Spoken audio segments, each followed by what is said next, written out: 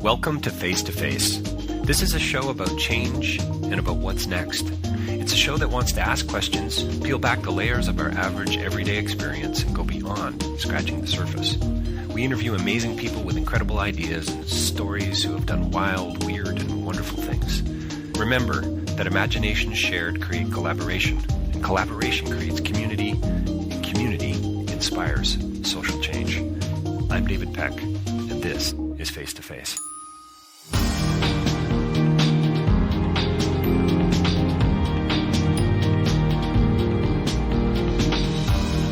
So my next interview is with Tamara Dawit, and we talk about her new film, Finding Sally. You'll be able to see that on CBC Docs. It's on the documentary channel, and I trust that it's going to get international distribution in the not-so-distant future. And this is a film that Tamara wants to get into the hands of all the right people, and isn't that the goal of most documentarians and filmmakers and storytellers of any kind, really?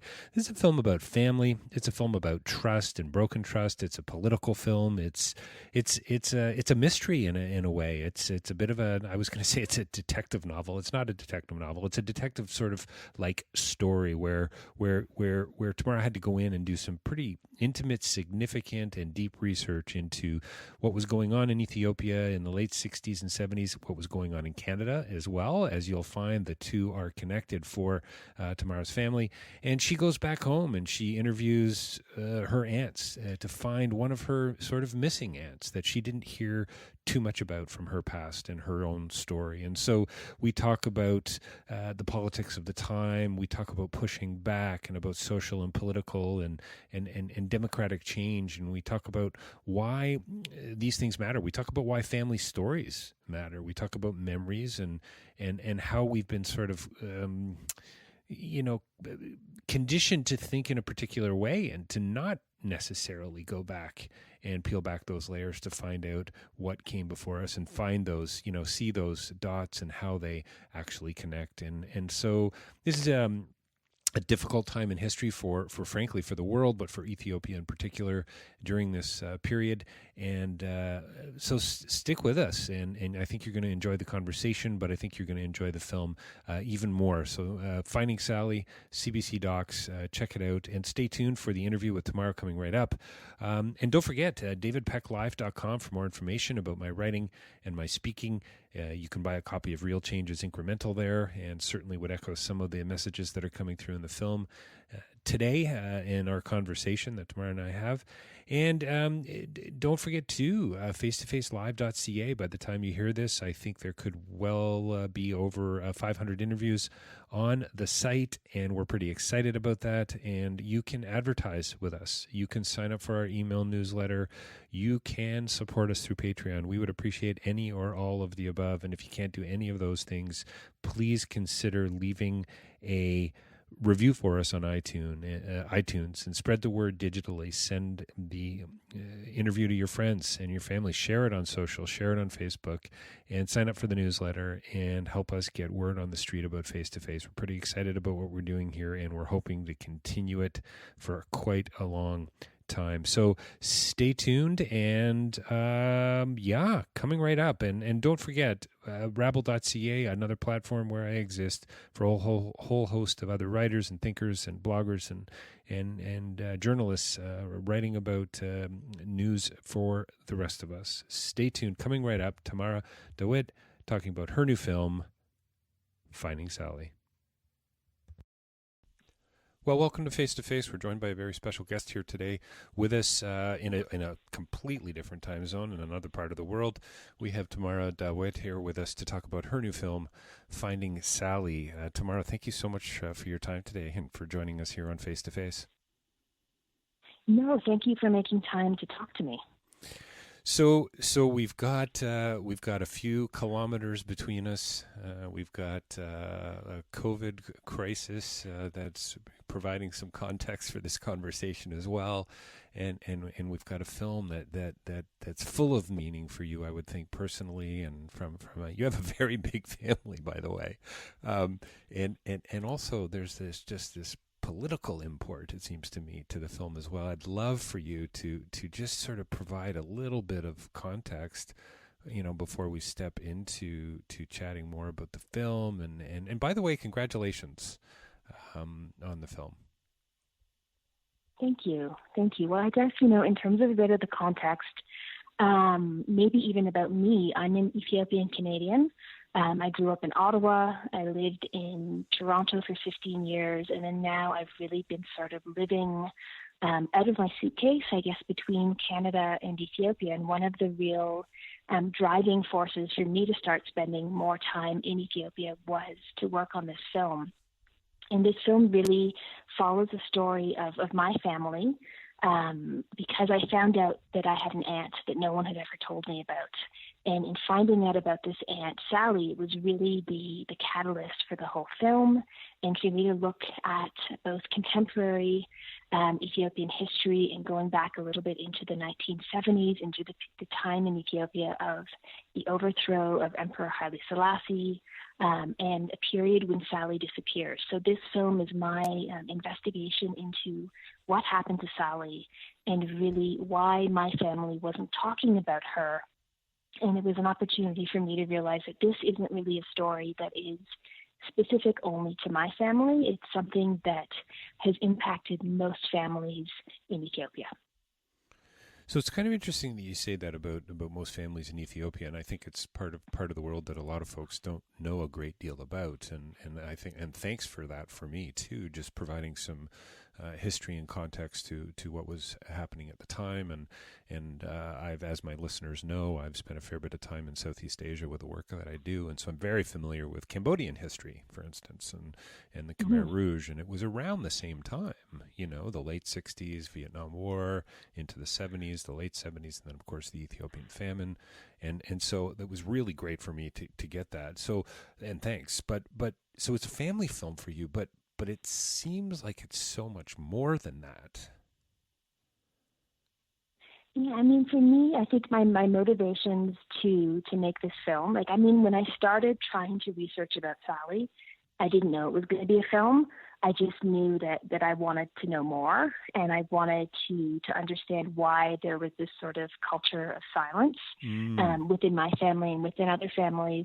But I also thought it was an opportunity for audiences outside of Ethiopia, who, of course, will also watch the film, to try and understand what are the stories, the histories and the background of, Ethiopians in your community, Ethiopians who are your coworkers, who may be your neighbors, because specifically in Canada, I know that Ethiopians are, I think, if not the largest, the second largest Black African population. So there's a lot of us there.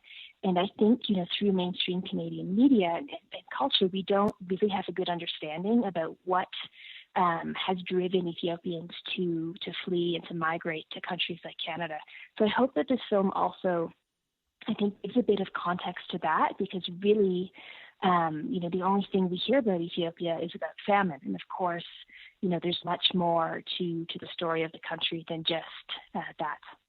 It's interesting that you say that about the second largest population in Canada, and it's just what I love about documentary film, and I say this almost every time I interview someone, is the layers to the stories, and it's just a reminder to me how all of us have, complicated, paradoxical pasts. Some of them are more difficult than others, but we all have stories, to tell and things to learn from and memories and so on.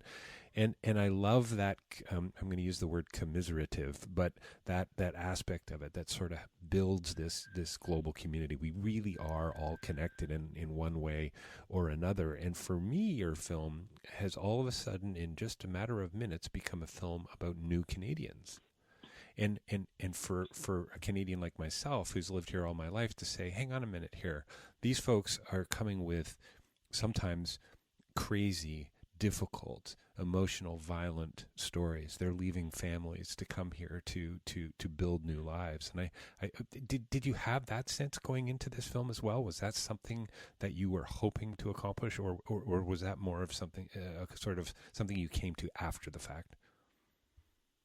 I mean, I think that growing up, I never really understood or really questioned why, my father's family, which is Ethiopian, why they were living in Canada, because I always grew up hearing these sort of exciting and fun stories about, life in Ethiopia. Because my grandfather was a diplomat, they lived in Ghana, Nigeria, and Sudan, and then ultimately came to Canada when the first Trudeau wanted to establish, stronger diplomatic ties for Ethiopia, and that meant opening an embassy in Canada. And that's why my family came to Canada. But sort of lost in all those stories was the idea of why did they stay? And I think it really wasn't until I was doing this film and having conversations with my aunts and with my grandmothers that I actually realized and understood that my grandparents really raised my father and his sisters with this idea that you may be growing up outside of Ethiopia because of my job, because I'm a diplomat, or you may be outside of Ethiopia because you're pursuing, university, or you're getting, some sort of other training. But the impetus is that afterward you learn and you go back and you develop and you better your country. But because of the revolution, that didn't happen. And that was sort of the piece that I found very interesting that no one ever really dug into in terms of the family history. They just talked about we grew up here and we went there and then we moved to Canada and then suddenly we're in present day. And it was kind of like this part of the collective memory of my family that was just glossed over. And of course now it's very apparent to me that for the most part they didn't go back because it wouldn't have been safe to do that. You talk about collective memory. It's really interesting. There's a line near the early in the film about being safer to, and I think it might have been you narrating, I'm not sure at this point, but safer to forget than to remember. And can you talk a little bit about that? And I felt like I sensed a little bit from some of your aunts that maybe they weren't totally crazy about this film you were making. Maybe I'm wrong on that, but I wondered about some. And then is it Menby that is the keeper of the family stories, which is wonderful, by the way. If the fact that your family has somebody like that, I think is just brilliant, and a reminder for all of us that we need to be keeping our stories somewhere, whether it's a diary or a photo or a film or an oral tradition, whatever the heck it is. But yeah, can you talk a little bit about that memory and the pain and the trauma and is it safer just to forget about it and walk away? I mean, I think for myself, I'm very blunt, and that's right. I think much more my Canadian side and my Canadian upbringing. I don't think that's blunt and and maybe a little sarcastic too. Is there a little sarcasm in there as well? Maybe sometimes. But I think I'm more direct, and I tell people like this is how I feel, and this is what I think. And I found, from living in Ethiopia, that even though my aunts lived abroad for many years, there's still this underlying culture of maybe not expressing your emotions that much and sort of saying what may be the thing that's accepted to say. So I think for me, when I look at my film and I think back at the interviews that my aunts and my grandmother gave, I do feel like they're remembering Sally through a lens that they're comfortable with. So they're each giving you their own version of their sister. And I think, to the other question you raised about their level of comfort or interest in taking part, I think it was also really because when I found out about Sally, some of the first conversations I had were with my grandmother. And I think that gave my grandmother the chance to sort of reflect and realize that by not talking about Sally and the fact that I was 30 when I found out about her, that's a huge piece of the family memory that's been lost, and right. That Sally, had a certain agenda and motivation to make Ethiopia a better country, and that is something that the younger generations like me should not miss out on understanding. So it was really my grandmother that said, we need to do this. The generations to come in our family need to know about Sally. Other, young people in Ethiopia need to know about what happened in the 1970s and why that happened so that they can learn about that and learn from that to create a better society. So it was really, my grandmother saying, we're going to do this. And then the sort of willing and unwilling command performance of the rest of the family to sort of fall in line. But I think, even though it was difficult to talk about her, some of my aunts certainly are not really that comfortable with being filmed. It was also, I think, if you went back and asked them now, something that was also therapeutic, because it gave them the opportunity to think about their sister and to process that. And I feel hopefully to come out of it, I guess, with a better way to think about her and to remember her. Yeah, it really is interesting, and it's certainly something I've interviewed other filmmakers about over the last 5 or 6 years, documentarians particularly. But this idea of collective memory and this whole idea of remembering, so that you sort of can remember to forget, in a sense, so that you can not just celebrate, but manage and work through that trauma. And I certainly come from a family that didn't really do that, and a lot of history that was sort of swept under the carpet, if you know what I mean. And I think a lot of us are from that kind of a worldview or a context, I guess, where it was better. I was interviewing somebody recently, and an investor and a guy who works with international NGOs and offering up advice to people during this COVID crisis. What do you do? How are we going to make it to the next paycheck, et cetera? And he was talking about these cultural taboos about, you don't talk about finances. Well, if you don't talk about finances, you sure don't talk about your sister's, revolutionary past. Right? And yet I feel like you've sort of taken on this personal story and said to the world, hey, we should all kind of be doing this. This is, for me, Finding Sally is a bit of a shout out to and a challenge to others to say, hey, maybe it's time to peel back a few layers in your own life. Yes, certainly. And I mean, that's a big part of my interest and motivation with making this film, specifically, for Ethiopians in Ethiopia, and also Eritreans and those who are living, in the diaspora, because I feel like we tend to sort of gloss over history. We don't look at things, and we don't learn from our past. And I mean, one of the things I found really bizarre in starting to research this film, I went to the university here in Ethiopia, and I thought, maybe I can find a PhD student or a master's student who's studying this period. And I spoke to the dean of history, and I said, I'd like to have someone to work with me in my company. And he said, no, we don't study that. And I thought that was, so telling of how does a country look at our past? His response was that's not important. We study ancient history. So he, studies, the ancient kingdoms in Ethiopia, before the time of Christ, because that's what's been given value here as a place to learn from, and something that's important to remember. But anything that's happened, I think, in the last, 20, 30, or 50 years hasn't been prioritized in the same way. And of course, it's also political. What your political ideology and how you view the country now and then, of course, will change how you look at those things.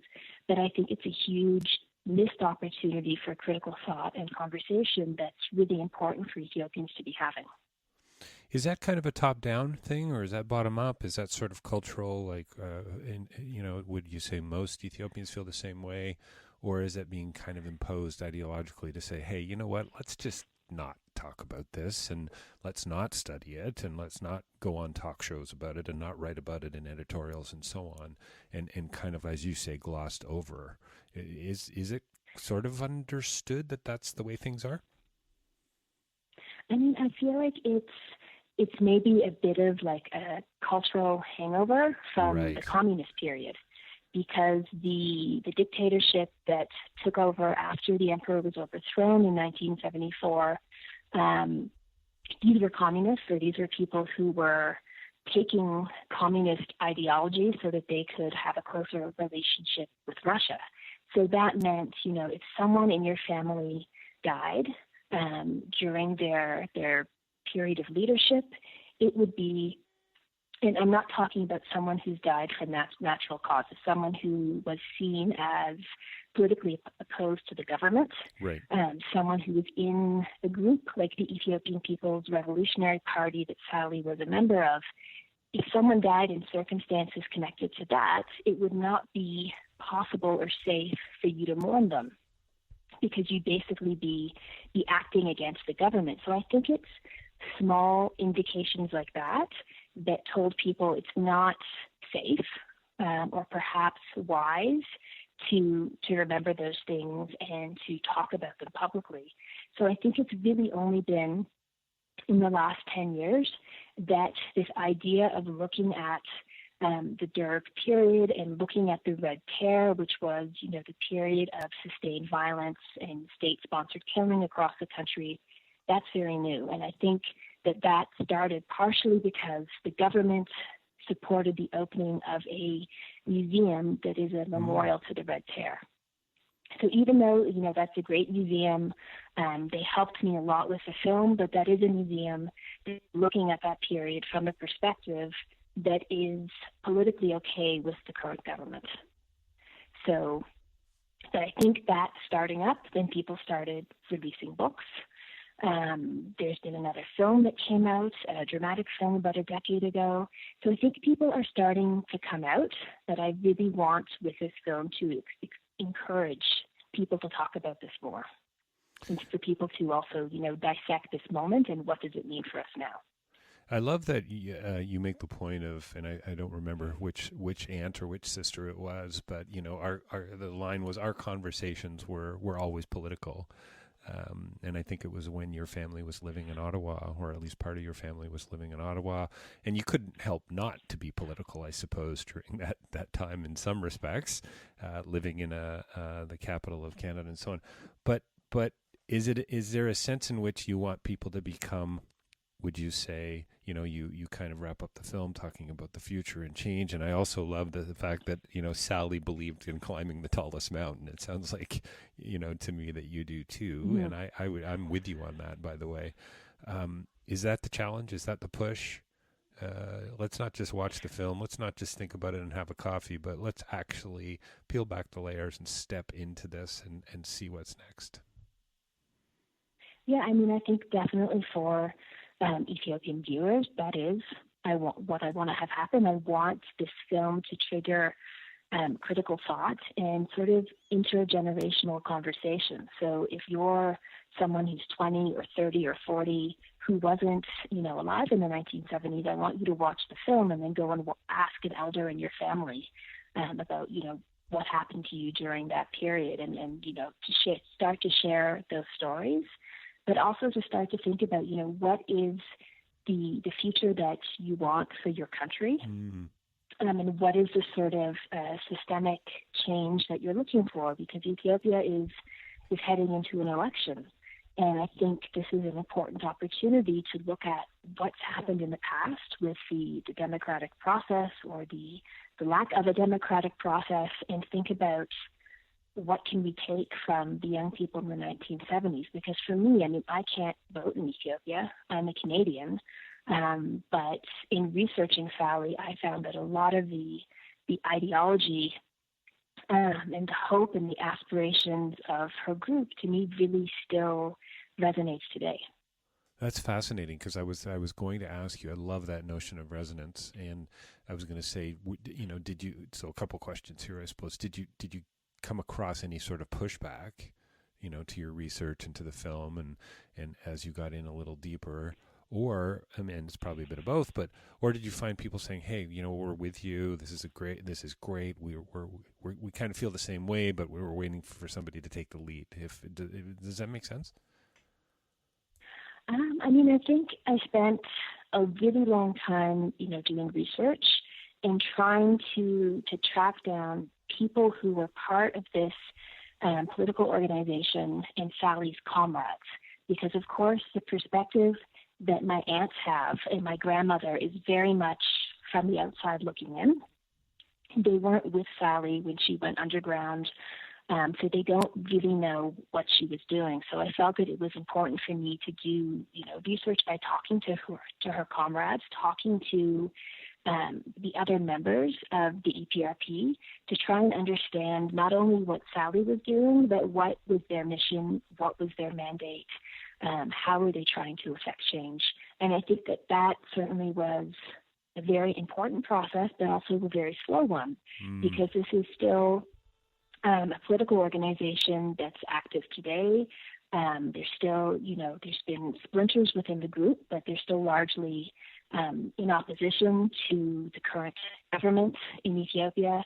And of course, I think they were initially suspicious about who was I and what was I trying to do. And of course, when you're in a clandestine organization like that, you don't use your real name. You don't talk about your family members. And even though Sally did some of those things, for the most part, her comrades didn't know that she had a brother. So it was also confusing. Why is this woman contacting me to say she's the relative of Sally, but I didn't know Sally had a brother who she's saying is her father? So I think it was, a snowball effect of once I won over one person, and they were okay with my intentions, then, they would introduce me to someone else. But there's certainly still, other people who never responded to me or never followed up, because I think there was this underlying suspicion. And I'm sure now that once more people start to see the film, I'll be contacted by more people that have, other memories to do with Sally. So that raises a question about sort of post-film, post-festival run, post-showing in the museum and so on. I'd love to talk about that in a couple of minutes, but can you tell me a little bit about that suspicion, clandestine, such a great word, and one of your aunts talks about the notion of scientific socialism. To me, it seems like one sort of communist group pushing back, and maybe this is unfair, but communist group pushing back against a hyper sort of communistic group.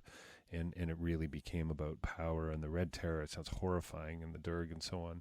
But the scientific socialism, breaking things down, breaking down the family.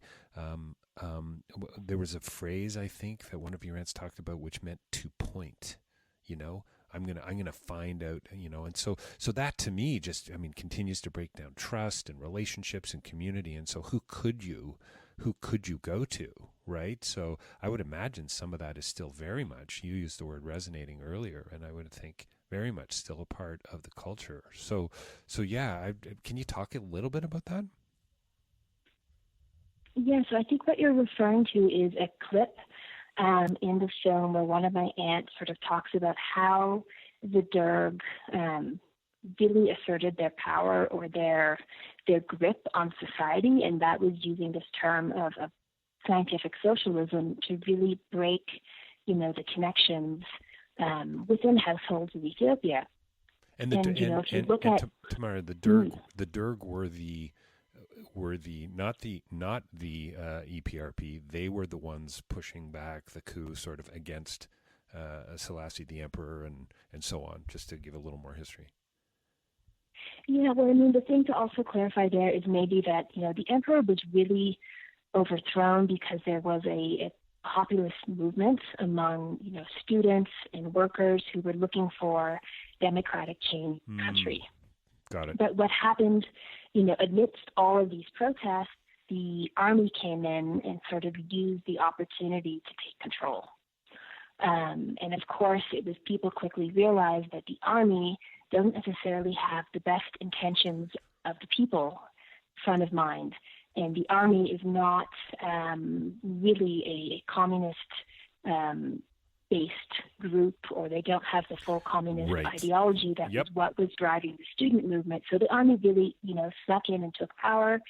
And then groups like the EPRP that Sally was a part of stood up and said, this is not what we signed up for. This is not what we agree with, and we want to move towards a democratic government. And then started protesting against that Derg military dictatorship. Which then led to, it sounds so simple but very complicated, but led to the Red Terror. Exactly. And I guess to come back to your earlier question about the idea of how they broke down the bonds within society, a really clear example that my aunt gives in the film is the idea of breaking the connection between children and their parents, or young people and their elders, who normally a young person would listen to their elder. But now you're told by the government you don't have to listen to them. You can, do what you want. And then also making it difficult for people to access religion. So making it difficult for people to go to church. And, through even a very simple thing like saying on Sundays you can't drive your car. And Sundays are the day that people would drive to church, because this is a, country where 50% of the population are Orthodox Christians. And on Sunday after church, you would drive to see your family. Suddenly, if you're not allowed to drive, this has become a very sort of simple way to start eating away at those family and community connections. And the Red Terror was really an opportunity where people were encouraged to tell on their neighbors, to report on, someone who you see on your street, someone who you see in your family who may or may not be doing something that is somehow against the government. And I think there's, as I said earlier, a lot of sort of hangover, from that period that still, exists today. I find even for something as simple as going to register a business or signing a lease for your house, there just seems to be this extra level of bureaucracy that so many people have to be involved, and so many people have to see what you've done or what you're doing to know that it's true, because there's this underlying notion that people can't be trusted. Yeah, I've doing the work that I've done over the years, I've worked in some countries that have a similar edge. That bureaucrat. I mean, there's bureaucracy everywhere, obviously, and I guess we get used to what we live, I suppose. But when you travel and you see other worldviews and other perspectives, it really does have an impact on how well, it should have an impact, I suppose, on how you see the world. But that almost that pre-communist era, or post, I should say, communist era, and that latent kind of lack of trust. One of the things I noticed about Cambodia many, many years ago was that it seemed like there was this sense, this inability to trust others, and you have to think, you have to ask those questions. This is why it's so fascinating to me, your comment about schools and academia not looking at this period in a really sustained, intentional way, and the hope is that, ultimately that they will, because isn't that the way to actually come to terms with these issues, this trauma, this past, and actually move into a progressive and positive change, if that makes sense. Certainly. And I think there's a lot of similarities between, what happened in Ethiopia around the time of the revolution and after, and what happened in Cambodia, or even if you look, further back at the Russian Revolution. There's, similar things that are happening and that are repeating. Hey, listen, we're going to need to wrap up in a few minutes, and that's too bad. And you're going to go into your afternoon and evening there on the other side of the world, and I'm just starting my day here. Tell me about transcendental meditation and how that had an impact on not only your research, but your family and Sally and so on. Well, I don't know that I know a lot about fascinating meditation. part of the story, but fascinating part of the story, by the way. Yeah, I mean, I'm certainly not an expert on meditation. I don't think I have the patience for it. But one of my aunts, she's a meditation teacher. She's been teaching meditation since the early 1970s.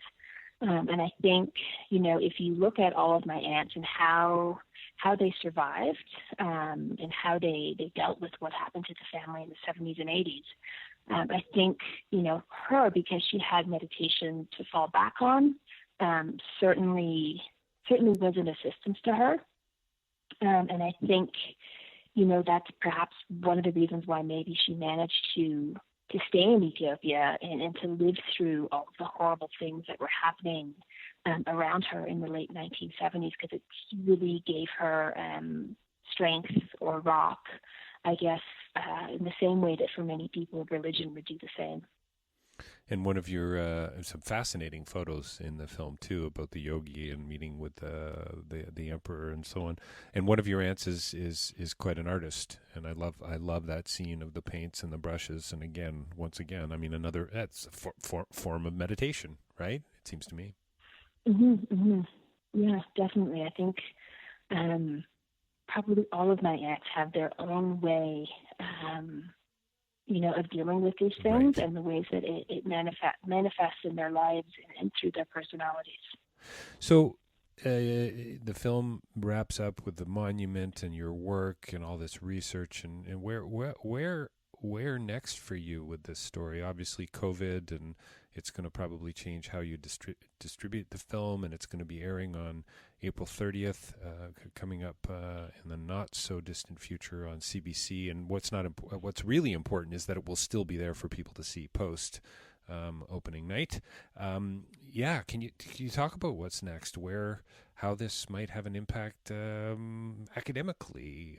Could the film be used in schools? I mean, are you thinking along those lines?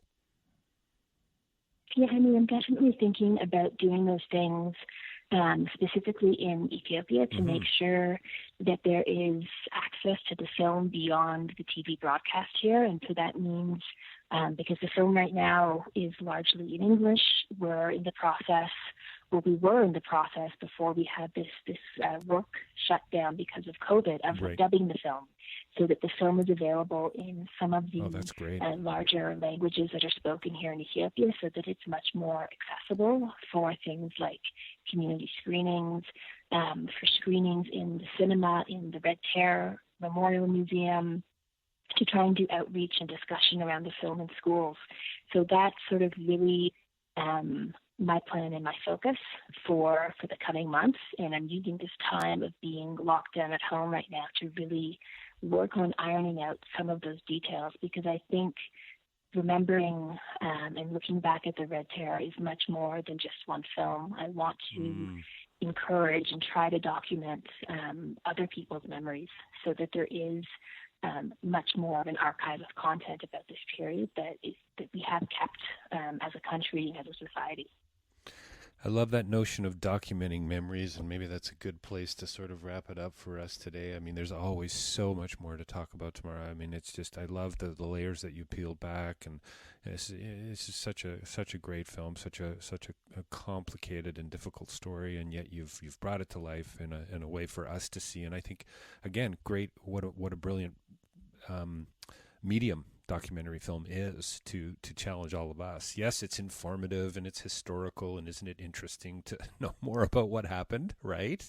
Those are great things, but I love that for me anyway, that you've challenged me, this idea of memory and of our own story.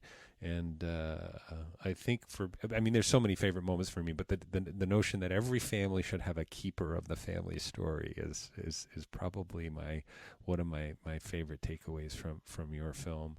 Well, listen, thank you so much for your time today. I really appreciate you being with us here on Face to Face, and congratulations again on the film. And I'll be definitely we'll be doing some shout outs about it and making sure people know where they can find the film online.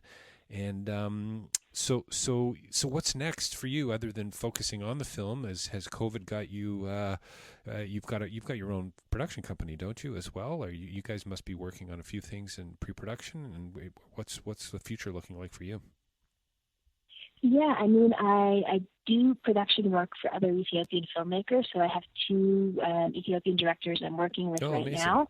But luckily they're writing. So they're writing their scripts, and we're writing funding applications, so that's okay. We do have some films we were co-producing with European companies that are sort of put on hold until it's safe to start shooting again there. And then myself, I've started working on the research and writing for my next documentary. So It's a bit of a slower time, but it's also, as busy as ever. Well, that's great. Well, stay safe and be well, and thank you for your film. We've been talking with Tamara Dawit about her new film, Finding Sally. Thanks for joining us today on Face to Face, Tamara. Thank you so much.